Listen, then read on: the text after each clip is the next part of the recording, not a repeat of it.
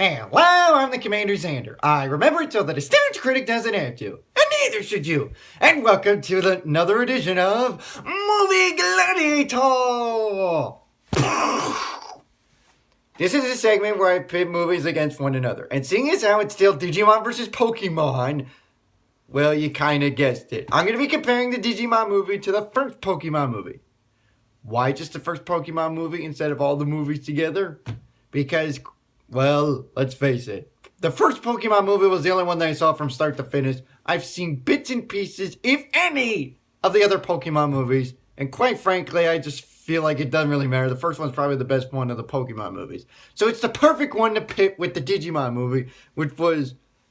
well, it wasn't the only Digimon movie, but again, it was the only one that I saw from start to finish. This will be, as usual, 5 rounds. And here are the 5 rounds. Round 1, mini-movie. Because you'll find this hard to believe, each movie started with a mini-movie. So we will compare to see which mini-movie reigns supreme in that round. Round 2 will be the plot. That's obvious. Round 3 will be the format of the movie. Because each movie went its own separate ways in how to make the movies. Round 4 will be the quality of the graphics. And round 5 will be the impact that it has left a lasting impact. So, with that, let's get ready to rumble! Let's proceed with round 1, which is the mini-movie.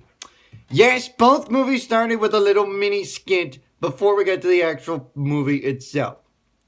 With Pokemon, the first movie, it was titled Pikachu's Vacation, and it was pretty much what speaks for itself. It was Pikachu on vacation. And he gets to meet other Pokemon and all that stuff, and then at the end, Ash is like, wow, you must have had some vacation. I would like to hear all about it. Only one problem. Pokemon cannot speak English. The only words that come out of their mouth is the name of themselves. So it's like, nah, it's okay if you're a child, but otherwise, bleh. If you're a fan of Pokemon, it's like, okay, that's great. Let's get to the movie. Now, Digimon, the first movie's mini-movie, was a setup to transition it into the movie itself. Starring Angela Anaconda, which kind of makes sense because she was the other big commodity on Fox at the time. And her buddies are going to the movies. They're going to go see the Digimon movie. Except that there are things that get in the way, and Angela Anaconda imagines herself as a Digimon. She's actually set up like Ash, of all things, go figure. But, yeah, it's like a Digimon battle, only with Angela Anaconda and her arch nemesis, if you will. And then they finally realize that after the daydreaming, they're in the wrong theater, so they go to the other theater, leaving the teacher behind. I, for one, like that one because at least it kind of tells you... well, actually, they both kind of tell you what it is. With Pikachu's Vacation, you see all the Pokemons, and they kind of get into it a little bit, but it's otherwise getting to know each other.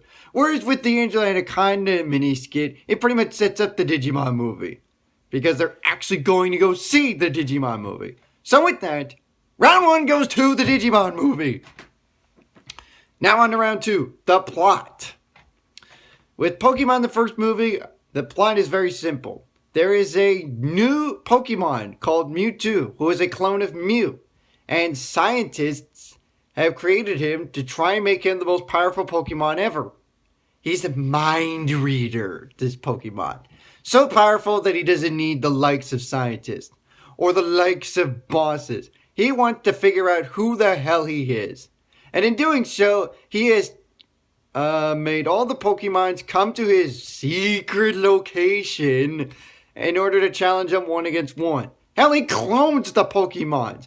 But then he counters Mew, and the two go at it to see which Pokemon is the most powerful of them all.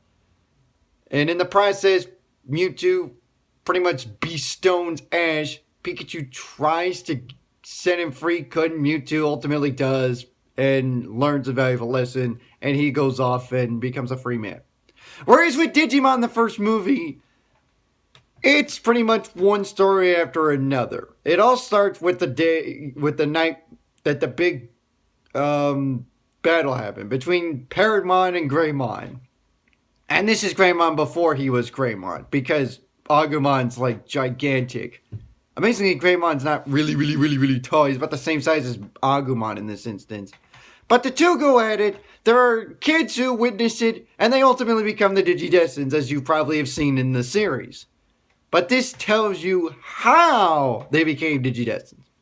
Then a few years passed, and this is after Agumon and Gabumon have the power to digivolve into Mega Digimon. And there's an antivirus Digimon, so to speak, that's attacking the internet. So it's up to the Digidestins to try and stop him. And this is where you get to see the beginning of DNA digivolving. Because War Greymon and Metal Garurumon are not powerful enough to defeat this Diaboromon.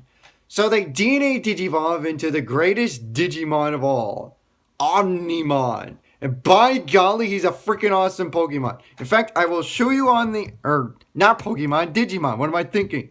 But I will show you what he looks like. This is what Omnimon looks like. He is a very powerful Digimon. Notice that he's got the arm of Metal Greymon there, and the other arm is Metal Garurumon. It is an unbelievably powerful Digimon for the skinniness that he is.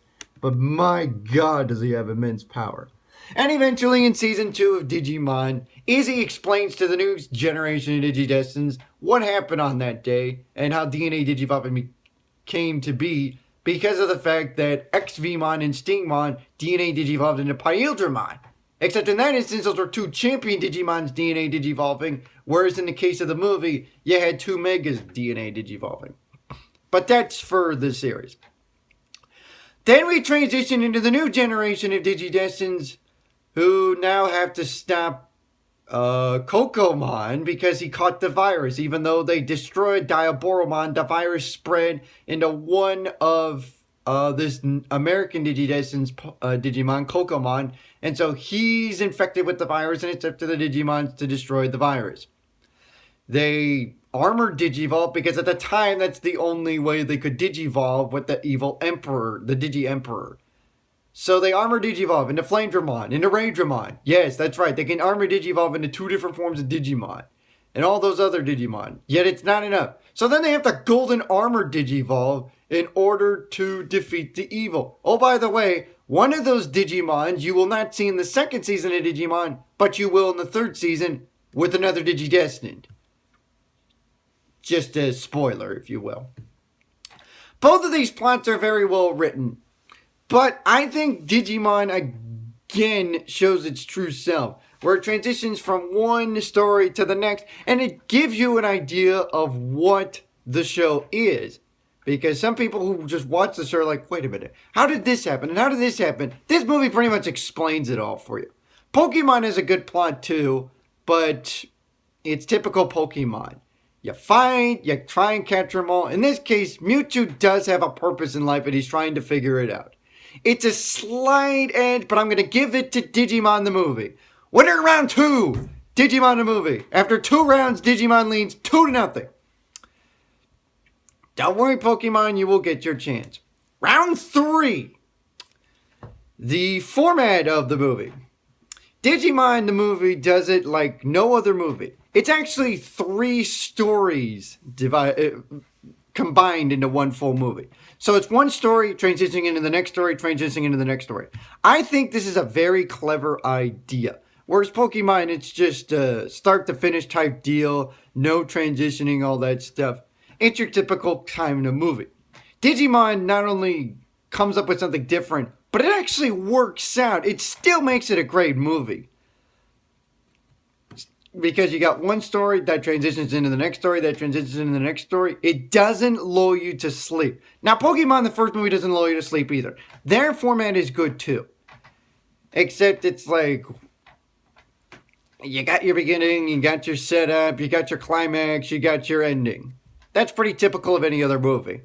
And nothing against Pokemon, but Digimon's idea is very good, and it actually works out. So with that, round 3, Digimon! Now, this is where Pokemon plays a little catch-up. the quality of the movie. Take a look at a scene from Digimon the movie. This is the battle between Greymon and Paramon.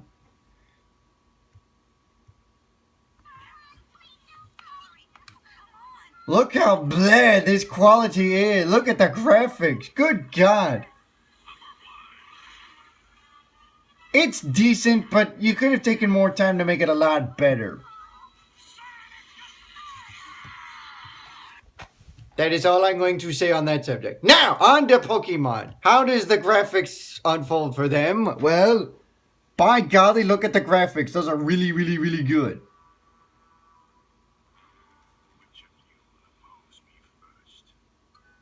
Very, very well done.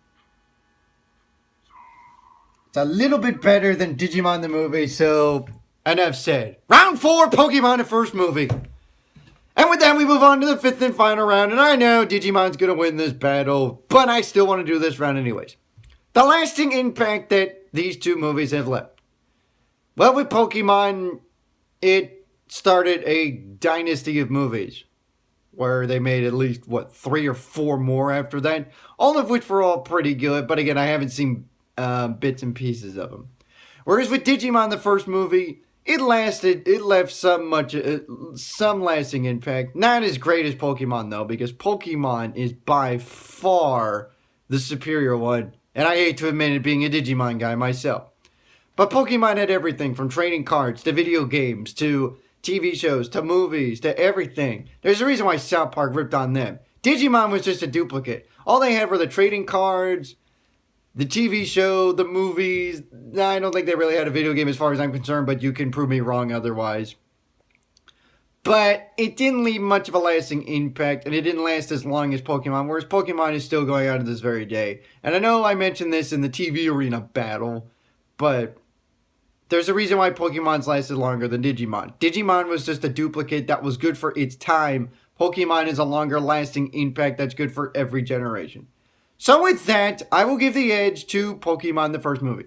Round 5 goes to Pokemon. However, their comeback falls short because by a score of 3-2, Digimon the movie wins! Ding, ding, ding, ding, ding!